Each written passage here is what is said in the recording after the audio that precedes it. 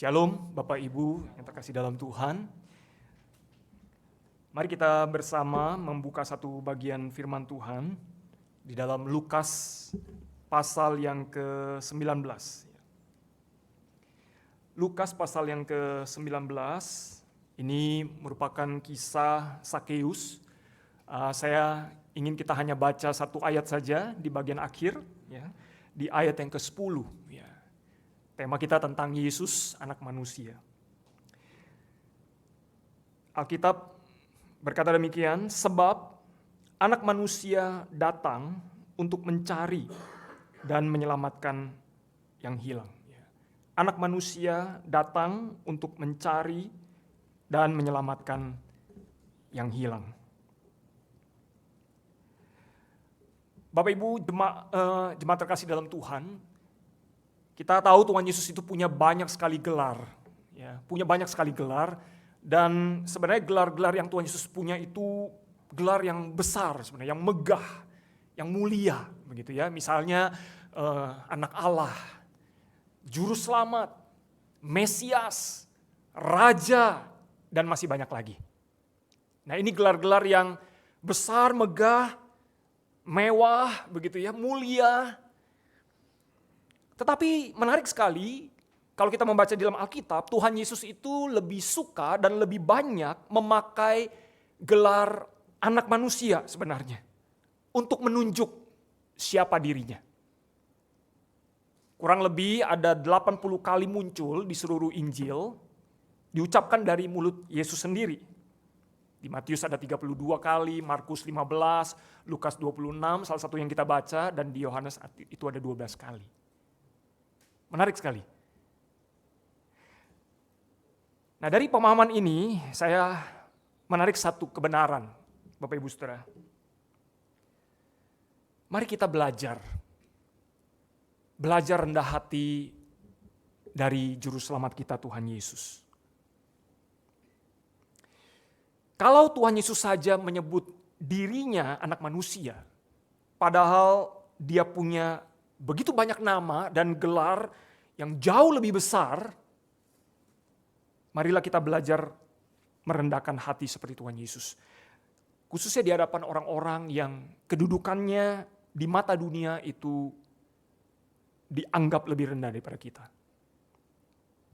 Kita menghargai mereka, kita memperlakukan mereka dengan baik, karena kita tahu Bapak Ibu Saudara bahwa firman Tuhan katakan orang-orang yang merendahkan hati, dia akan ditinggikan pada waktunya. Tidak perlu dikejar. Nama besar, kedudukan besar, tidak perlu dikejar. Tetapi kalau kita mau merendahkan hati, maka kita akan ditinggikan pada waktunya. Kalau kita boleh pikirkan kembali bagaimana ya perlakuan kita atau sikap kita kepada orang-orang yang mungkin bekerja ya di sekitar kita. Apakah itu di perusahaan kita, di bisnis kita, pembantu rumah tangga di rumah kita, supir, satpam komplek misalnya, cleaning service di mall-mall yang kita jumpai, pelayan-pelayan di restoran yang melayani kita, yang menyambut kita. Bagaimana selama ini perlakuan kita kepada mereka? Bukankah justru Bapak Ibu Saudara, kepada mereka lah ya, saya rasa kemuritan kita itu diuji. Ya, saya percaya kalau kita ke hari Minggu gereja pasti semua tampil baik. Tidak ada yang tampilnya mau dibilang jelek begitu ya, pasti baik. Justru di luar hari Minggu, kemuritan kita itu diuji. Benarkah kita seorang anak Tuhan? Benarkah kita seorang murid Kristus? Marilah kita belajar rendah hati, ya, seperti juru selamat kita Tuhan Yesus. Bapak Saudara, apa itu anak manusia? Secara umum, anak manusia itu adalah berarti Yesus itu adalah sungguh-sungguh atau benar-benar manusia sejati seperti kita. Itu konsep anak manusia ya. Lahir dari kandungan, perlu makan, minum, tidur, dia bisa merasakan sakit dan banyak hal lain begitu. Nah, hanya saja dia tidak berdosa seperti kita. Ya.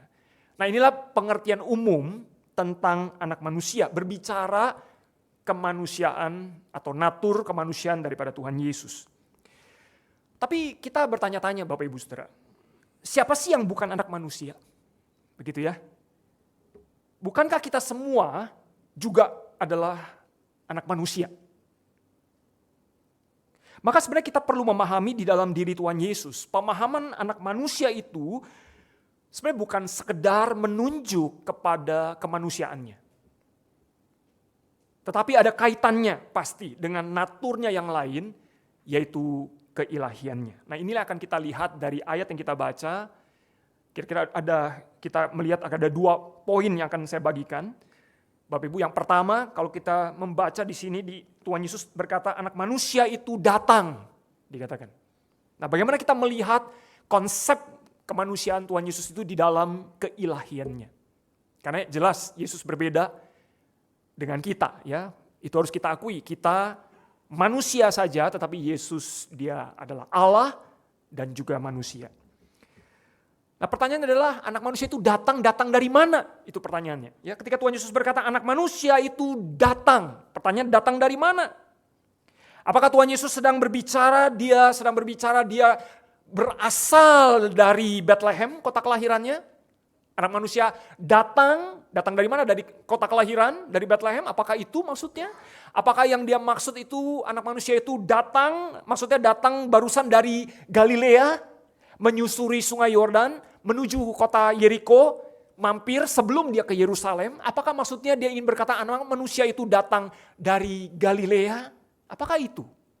Tentu saja Bapak Ibu Saudara, kita tidak sekedar melihat kedatangan Yesus pada waktu itu, ketika Tuhan Yesus berkata anak manusia itu datang, itu hanya sekedar berbicara sebuah lokasi di dunia. Tetapi lebih daripada itu. Ketika Yesus berkata anak manusia itu datang, itu berarti datang dari surga. Karena dia adalah Allah. Anak manusia itu datang dari mana? Dari surga. Dan sebenarnya itu sudah pernah dinubuatkan oleh Daniel. Daniel pasal 7 ayat 13 dan 14 berkata, aku terus melihat dalam penglihatan malam itu tampak datang dengan awan-awan dari langit seseorang seperti anak manusia. Dia datang kepada yang lanjut usianya itu dan dibawa ke hadapannya, dan kepadanya diberikan kekuasaan dan kemuliaan serta kedudukan sebagai raja. Maka orang-orang dari segala bangsa, suku bangsa dan bahasa mengabdi kepadanya. Kekuasaan yang kekal dikatakan, yang tidak akan lenyap, dan kerajaannya kerajaan yang tidak akan musnah. Nah, maka sekarang kita sudah mulai melihat gambaran ketika Tuhan Yesus berkata, anak manusia itu datang, dia sedang berbicara datang dari surga. Bukan sekedar dari sebuah lokasi di dunia. Bapak Ibu, kita memang tidak bisa naik ke surga. Itulah mengapa Tuhan Yesus yang perlu turun kepada kita.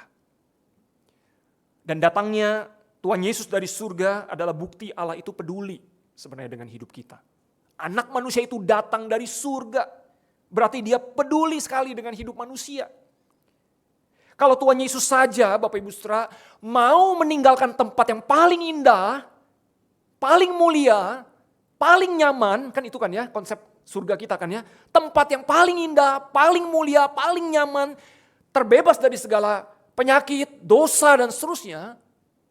Untuk datang ke tempat yang penuh dengan dosa dan penderitaan di dunia ini, kalau dia saja mau tinggalkan itu, berarti sebenarnya manusia jauh lebih berharga daripada surga.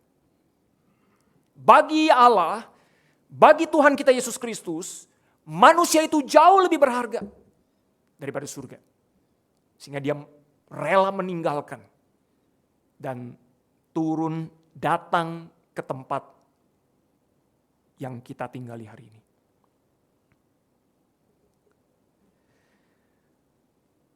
Bapak Ibu Saudara, apa sih yang sering menentukan harga diri kita sebenarnya?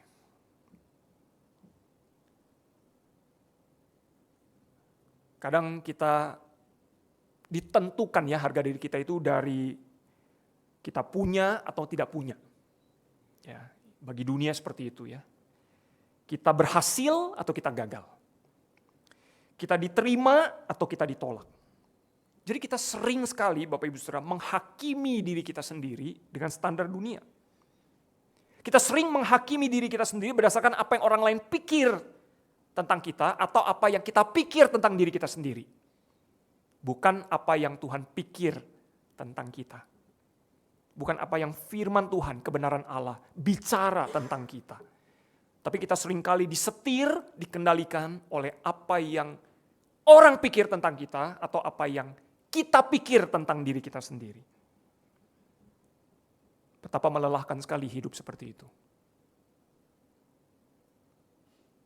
Mari kita berhenti menghakimi diri kita sendiri dengan standar dunia. Mari kita pandang diri kita, Bapak Ibu Saudara, melalui harga yang dibayar Yesus di kayu salib.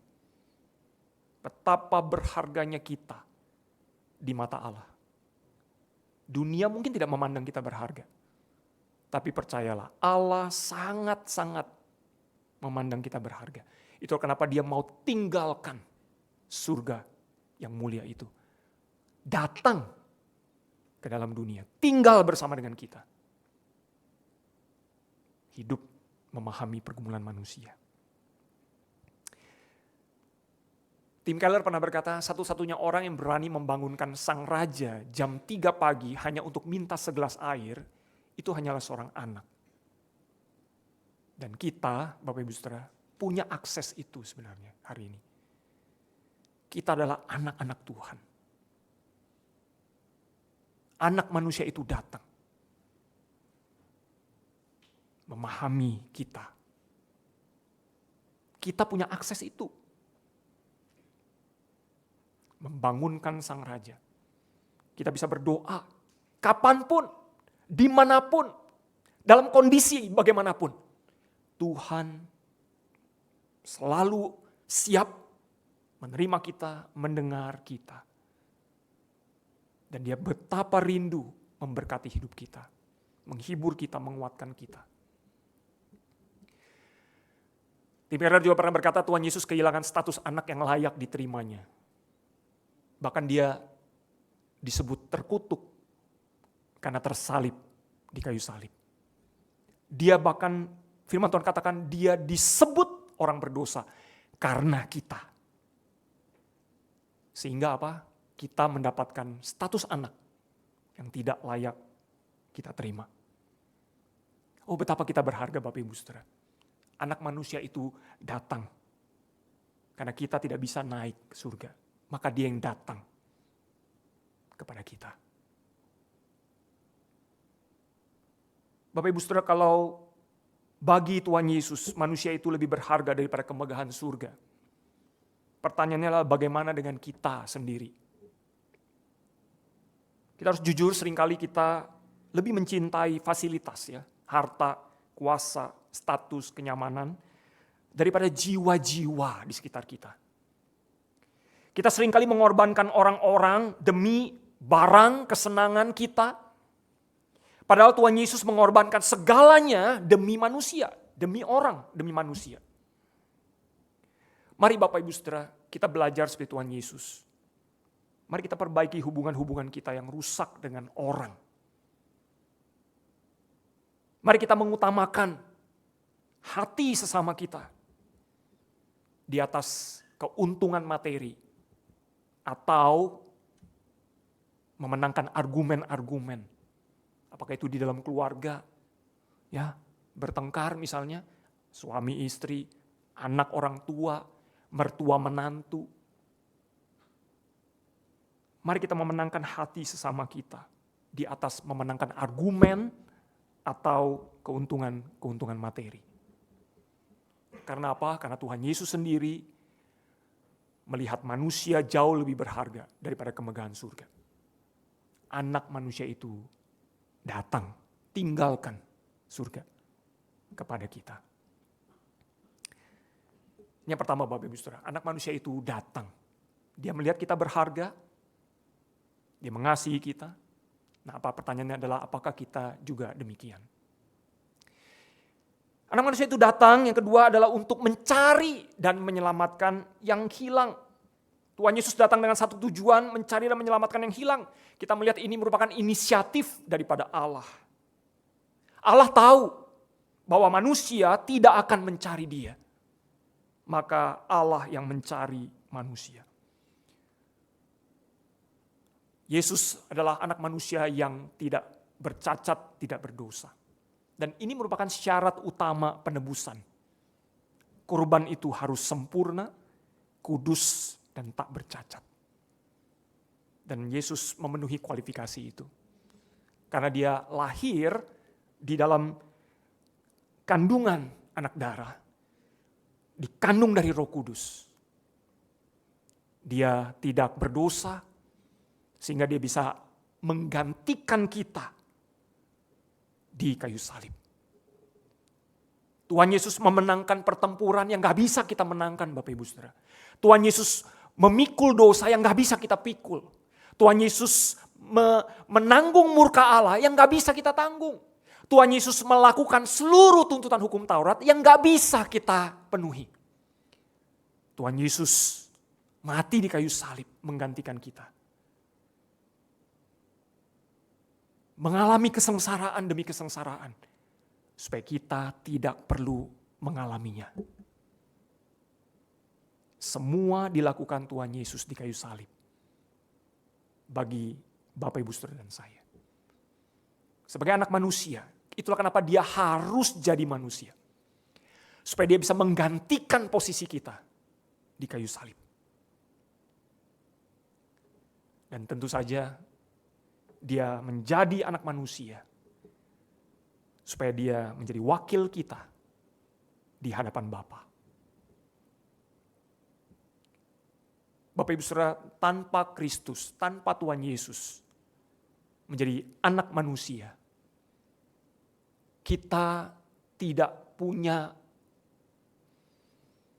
gambaran yang sempurna di mata Bapa. Karena kita semua orang berdosa. Maka kita butuh seseorang yang menjadi gambar yang sempurna itu. Dan kita bersyukur bahwa di dalam Tuhan Yesus kita punya gambar yang sempurna itu. Bapa melihat kita hari ini melalui Yesus. Sehingga kita yang adalah orang-orang berdosa, tetapi Bapa melihat kita melalui Yesus, kita adalah orang-orang yang telah dibenarkan dan dikuduskan. Maka penting sekali Yesus menjadi manusia. Tuhan Yesus menempuh perjalanan yang panjang dari surga datang mencari Sakeus dan menyelamatkan dia. Demikian pula Bapa dan Anak mengutus Roh Kudus ke tengah-tengah kita, Bapak Ibu Saudara, mengajarkan kebenaran kepada kita, melahirbarukan kita, sehingga kita bisa dengan mulut mengaku dan dengan hati percaya bahwa Yesus adalah Tuhan dan Juru Selamat. Semua adalah karena anugerah. Suatu hari ada seorang pasutri Kristen, mereka ini ingin mengadopsi anak di Rusia. Karena dorongan kasih mereka, maka mereka buat semua permohonan, melengkapi semua persyaratan, dan akhirnya mereka menerima satu foto bayi perempuan. Satu foto bayi perempuan. Tetapi mereka curahkan kasih mereka sepenuhnya kepada anak ini. Belum pernah ketemu, hanya foto. Tapi mereka curahkan kasih mereka kepada anak ini. Mereka kasih anak ini nama. Mereka doakan anak ini tiap hari. Dan mereka mulai menyicil membeli kebutuhan-kebutuhan untuk bayi ini. Bapak Ibu Saudara, bayi ini yang jauh, non jauh di sana, dia tidak tahu, dia tidak sadar ada sepasang papa mama, calon papa mama yang sangat mengasihi dan sayang sama dia. Dia nggak tahu. Dia nggak sadar. Ada pribadi-pribadi yang mendoakan dia, memperhatikan dia, dan bahkan sudah mencukupkan semua kebutuhan dia. Waktunya tiba, pasutri ini berangkat ke Rusia. Banyak masalah mereka temui dalam perjalanan mereka. Tapi akhirnya mereka bisa bertemu pejabat-pejabat di sana. Ya, mulailah ya. Ditakut-takutin, anak ini punya penyakit, anak ini punya masalah fisik, dan macam-macam. Dan bahkan mereka harus menolak orang-orang yang juga berupaya untuk mengadopsi anak ini. Tapi akhirnya mereka menghadap ke pengadilan dan keinginan mereka dikabulkan, Bapak Ibu Saudara. Semua karena kasih. Anak ini nggak tahu bahwa ada sepasang papa mama yang sayang sama dia. Mari kita sekarang pikirkan kasih Allah. Menghadapi banyak sekali hambatan yang jauh lebih besar, yaitu bicara dosa kita, yang berhadapan langsung dengan kasih Allah yang kudus. Ditentang, dihambat oleh iblis yang ingin juga membawa kita ke dalam neraka. Tapi Allah kita tidak bergeming. Betapa panjang pengejaran Allah kita sehingga dia mengutus anak yang tunggal, memikul semua kelemahan kita, masuk ke dalam kesengsaraan dan penghinaan, supaya bisa menggantikan Bapak, Ibu, Saudara, dan saya. Inilah pengejaran kasih Allah melintasi ruang dan waktu, dan yang akhirnya bisa membawa kita kepada pelukannya. Bapak, Ibu, Saudara, kita patut bersyukur bahwa kita adalah orang-orang yang sudah diselamatkan. Kita dicari, diselamatkan, ditemukan oleh Yesus. Tapi saya yakin hari ini Tuhan Yesus masih mencari kita.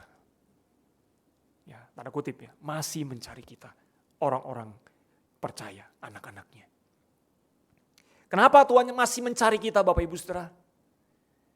Karena dia rindu sekali berelasi dengan kita. Tetapi kesibukan kita, kenyamanan hidup kita, membunuh spiritualitas kita. Kita berjalan, berlari ke sana kemari, mencari kenikmatan dunia. Dan kita lupa ada Tuhan yang menunggu, mencari kita, menantikan kita. Kalau hari ini Tuhan Yesus yang sangat mengasihi kita dan yang sudah berkorban bagi kita, masih mencari kita, mari jangan lari lagi dari Dia. Mari mendekat, datang. Bangun kembali relasi yang intim dengan Tuhan kita. Bangun lagi mesbah doa kita. Pakai lutut kita, berlutut dan berdoa. Mencari jawaban di dalam Tuhan. Jangan pakai lutut kita untuk berjalan berlari ke sana kemari mencari solusi bagi pergumulan kita. Tapi mari pakai lutut kita. Pertama-tama berlutut mencari Tuhan.